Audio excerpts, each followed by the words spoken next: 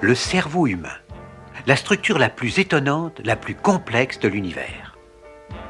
10 milliards de cellules ou neurones selon les uns, 100 milliards, chiffre plus probable, selon les autres. Autant que d'étoiles dans la galaxie.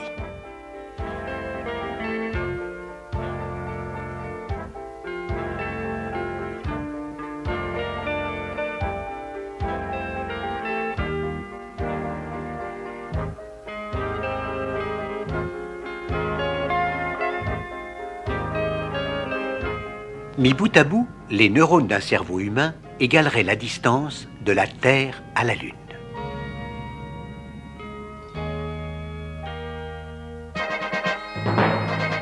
Mais ce cerveau, d'où nous vient-il?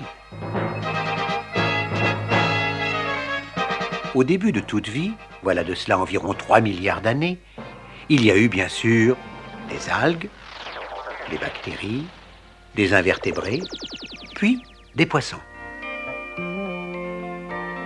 des reptiles.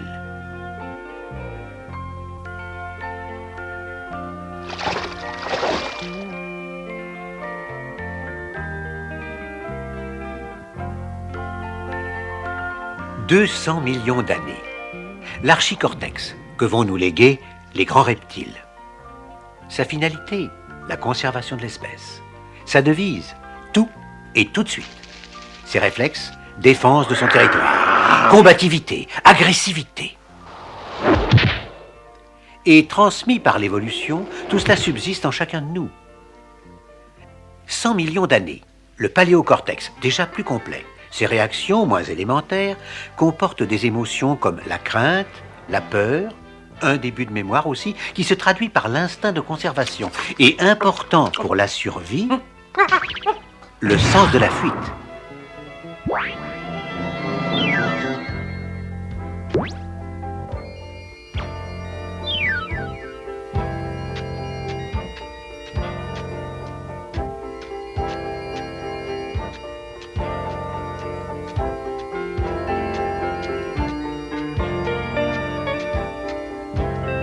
Comme le temps passe, il y a 100 000 ans, le néocortex, le cerveau de l'homme moderne. Il représente 85% de la masse cérébrale. Il va nous permettre les associations d'idées, les inventions. Très subtiles, les inventions.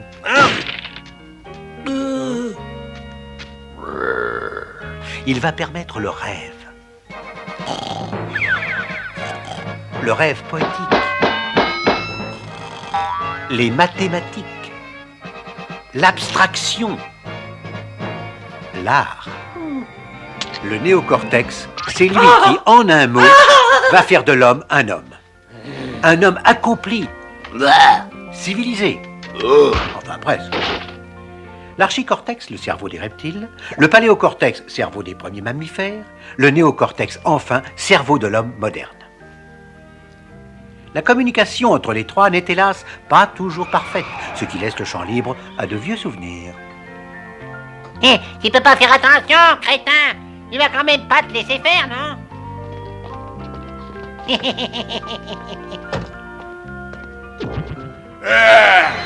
a quelque chose qui ne va pas?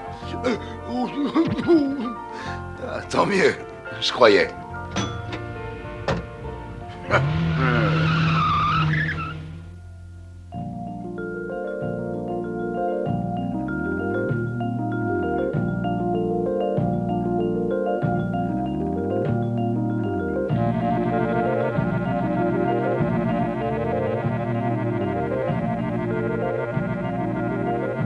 Circulez! Circulez!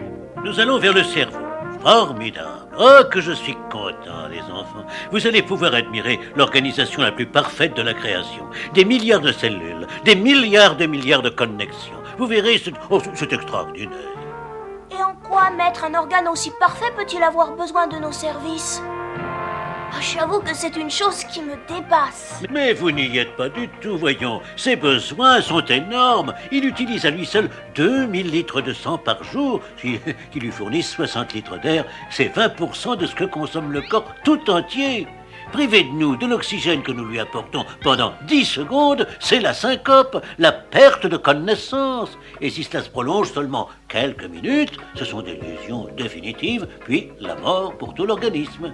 Quelque chose ne va pas? Besoin de notre aide pour continuer? Allons, ce n'est pas un endroit pour paresser ou discuter. Alors, circulez, je vous prie. Circulez.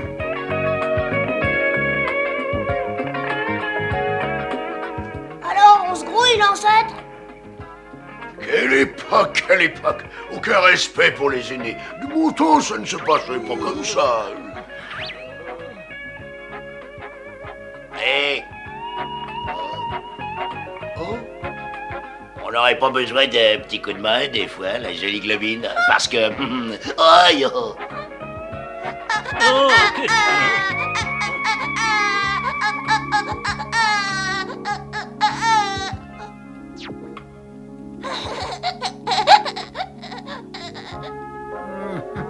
appel à tous les organes et à la population sanguine.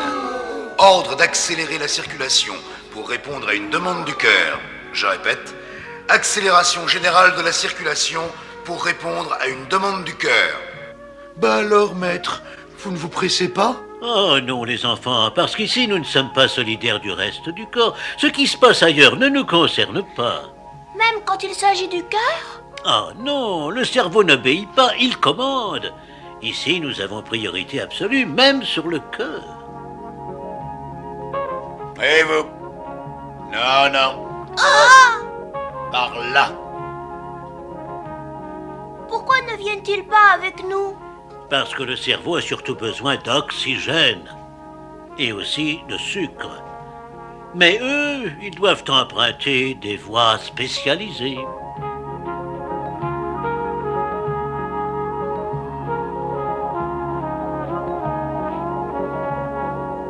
Maître, quand serons-nous près de ces neurones pour leur délivrer notre charge? Jamais, mon petit. Les neurones sont trop délicats pour entrer en contact direct avec nous. Ça se passe autrement, tu vas voir.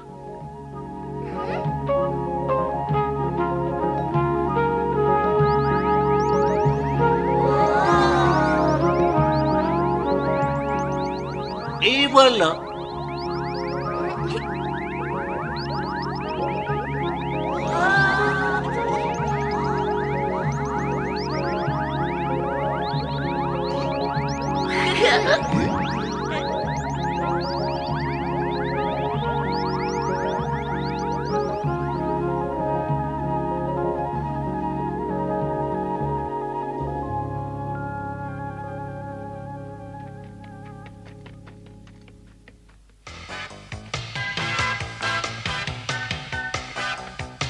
Allons, dépêche-toi un peu.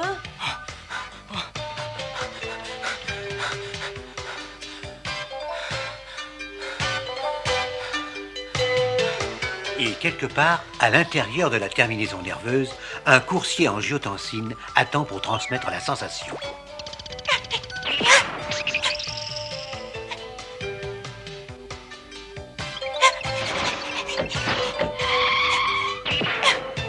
Soif, hein?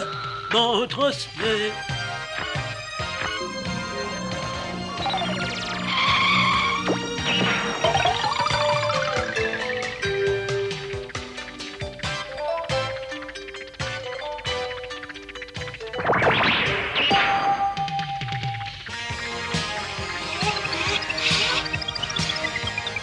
Allons, allons, pressons, pressons, transmettez, transmettez.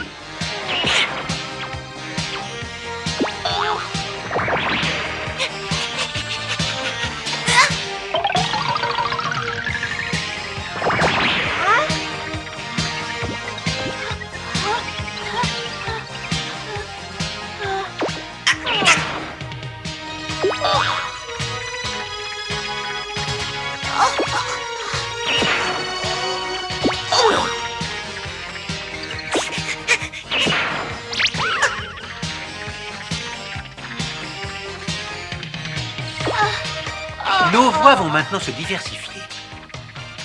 Oh, oh, oh, oh. C'est que nous avons jusqu'à 100 000 connexions. 100 000 connexions pour chacune des 100 000 milliards de cellules nerveuses du cerveau. Essayez un peu d'imaginer le nombre que cela fait. Allons, allons, essayez.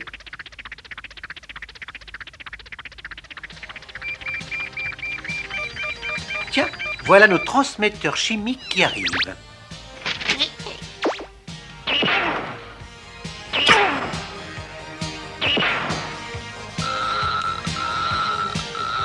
Alors, que disent-ils? Que veulent-ils? On a soif, chef. Qu'est-ce qu'on a eu chaud? On redemande d'accélérer la respiration, chef. Et de faire monter la température? Et on transmet au cœur, au poumon, au diaphragme. Pas vrai, vrai, chef? Vous avez fini de vous rendre intéressant. Ce ne sont pas là vos problèmes. Transmettez au centre du bulbe rachidien. C'est à eux de décider. Allez!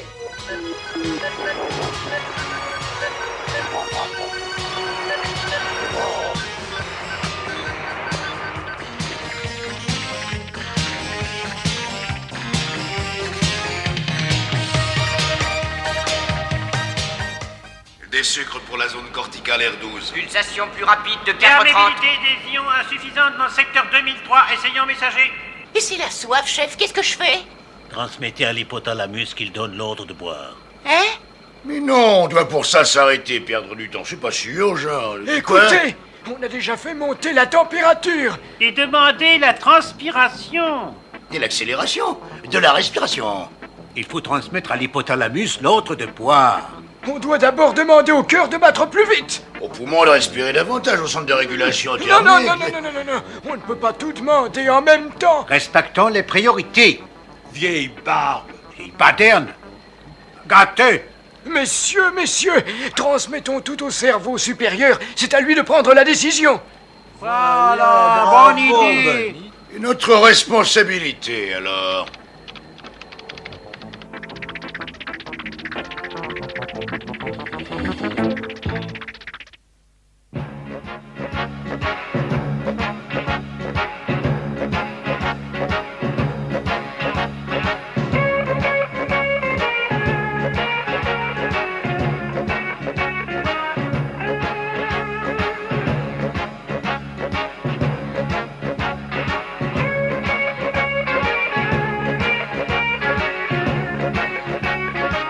Qu'est-ce qu'ils vont vite, ces neurotransmetteurs, c'est pas croyable. Ils vont au moins 1000 fois plus vite que nous. Tout cela n'est que la transmission des ordres, mais chaque ordre s'appuie sur la connaissance, la mémoire, l'expérience et le raisonnement. Et comment fait-il le cerveau pour en savoir autant? Alors ça, mes enfants, c'est un grand mystère, car le cerveau contient un nombre de données qui défie l'imagination. Expliquez-nous, maître, je vous en prie. Oui, oui, bien sûr, je vous ai... C'était que je vais... Ah non, circulez, circulez. Eh bien, le cerveau reçoit de tous les sens, de tous les organes aussi, des informations qu'il répartit dans ses neurones, ses cellules, si vous préférez. Et comment cela? Eh bien, on croit savoir que ça se passe à peu près comme... Enfin, je peux le donner, par exemple, voilà.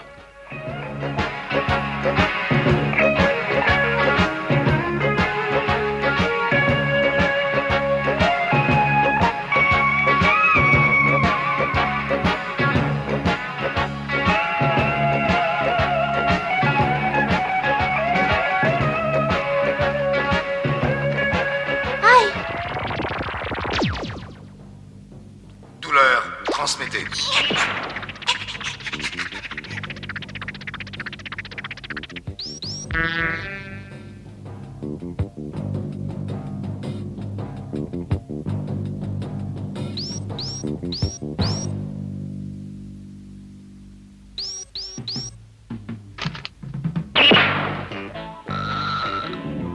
Une épine, ça pique, c'est à enregistrer.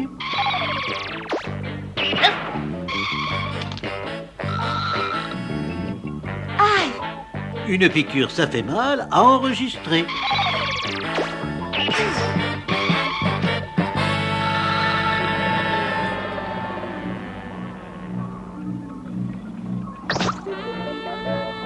Une piqûre, ça saigne, à enregistrer. Que l'on nous fabrique quelques protéines mémoire pour emmagasiner tout ça, s'il vous plaît. Alors, ces protéines, est-ce que ça vient? Dépêchons-nous, les informations à classer arrivent.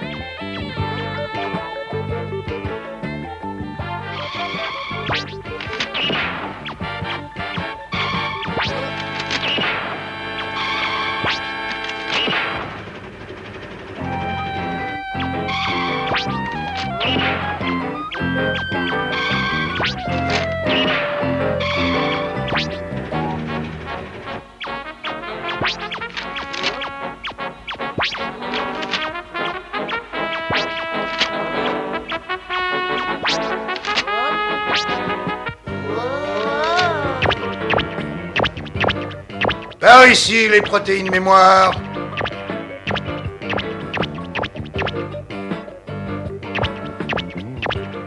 Pour la piqûre, c'est par ici. Les boucles de la douleur, par ici. Et pour le sang, c'est tout droit. Le sang, c'est rouge, par Le ici. sang, c'est visqueux, par là. Le sang s'attache, par là. Le sang, c'est chaud. Tout ce qui est chaud, c'est par là. Chaud. Ah bon, voilà.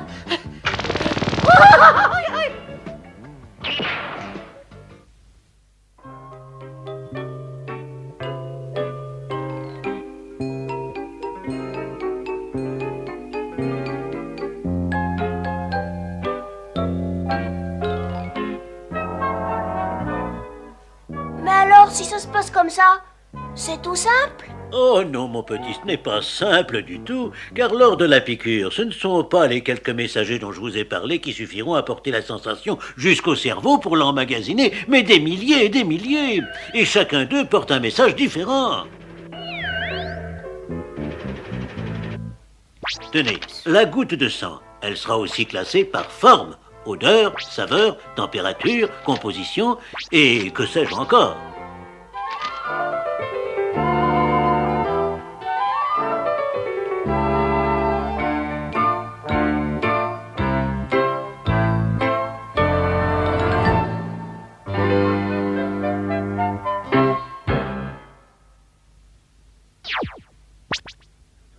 Eh oui, c'est tout ça l'activité du cerveau.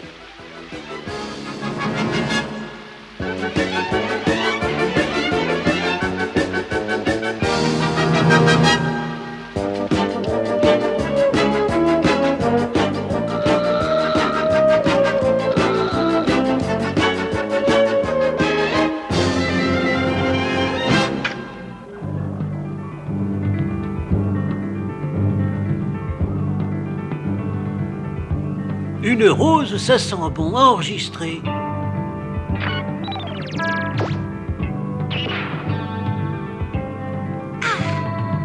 Une rose, c'est doux, à enregistrer.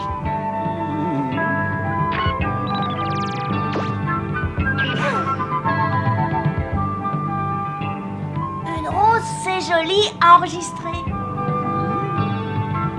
Ah! Youpi!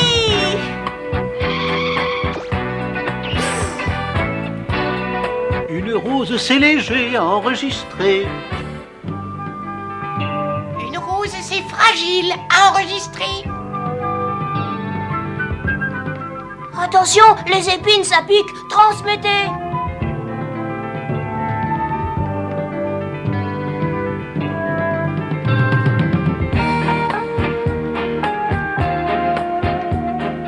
Une rose, c'est rose. Comment? Une rose, c'est blanc. Non, c'est rouge. Allons, c'est jaune. Non, c'est blanc, je vous dis. Allons, les jeunes gens, un peu de tenue, voulez-vous? Vous avez tous raison.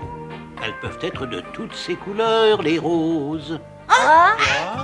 Toutes les couleurs perçues sont enregistrées. Allez. Mais alors, maître, comment fait-il le cerveau pour emmagasiner tout ça? Et qu'est-ce qu'il en fait? Enfin, vous n'écoutez pas ce que je vous dis. On croit que si l'œil, par exemple, reçoit une information ou perçoit un danger, la nouvelle est dirigée vers le cerveau qui, en fonction des connaissances emmagasinées, va ordonner l'action appropriée. Voyez-vous?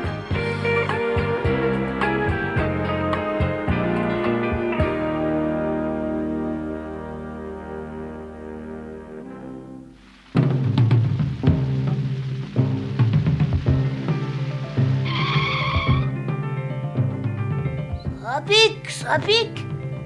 Oh.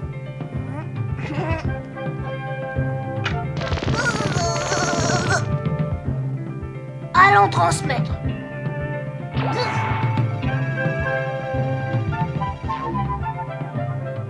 Attention, les épines, ça pique. Transmettez.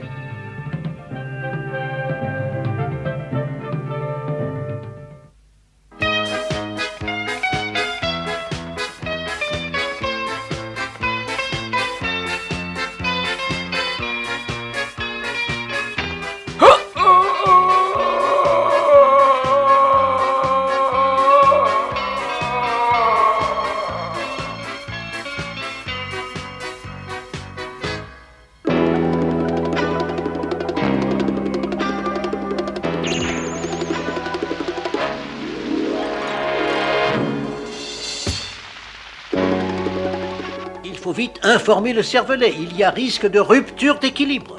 Oh, je ne crois pas, chef. On est jeune. On réagira par réflexe en direct de la moelle épinière. Ne prenons pas de risques. Transmettez aux régions intéressées.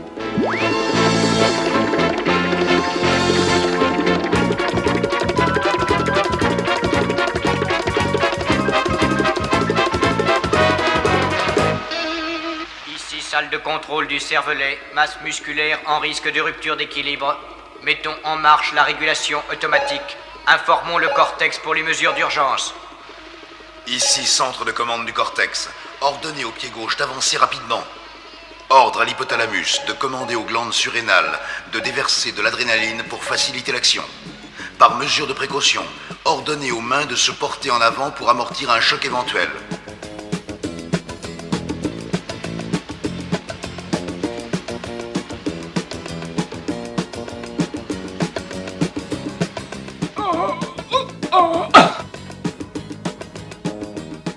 Alors le cerveau sait tout, contrôle tout et emmagasine tout? Il sait surtout les choses qu'on se donne la peine de lui faire connaître. Pour le reste, il n'emmagasine qu'une petite partie de ce qu'il perçoit. Un centième peut-être. Parce que tout lui arrive en même temps, bien sûr.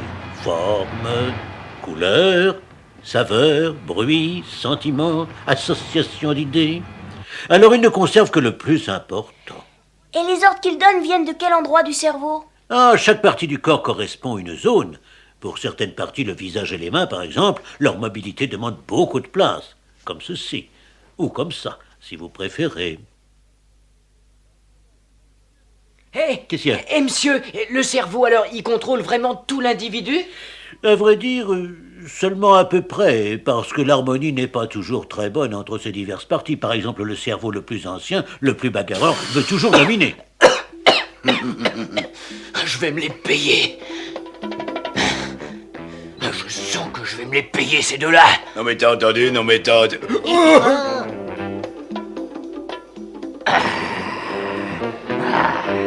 Accélérer le pouls, augmenter la pression du sang, synthétiser du sucre, prêt pour l'attaque.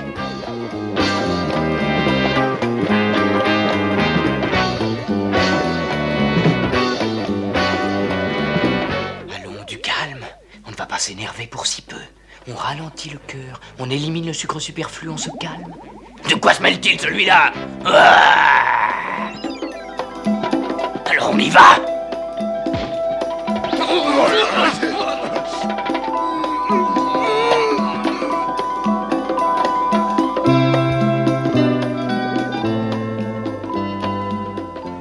Le cerveau, 100 000 millions de cellules, 10 milliards de milliards de milliards de milliards de milliards de connexions, 1 million de réactions par minute. Pour écrire le nombre de combinaisons qu'il pourrait élaborer, il faudrait un chiffre avec 10 millions de kilomètres de zéro, soit 26 fois la distance de la Terre à la Lune. Et tout ceci grâce aux neurones. Mais ce sera là une autre histoire.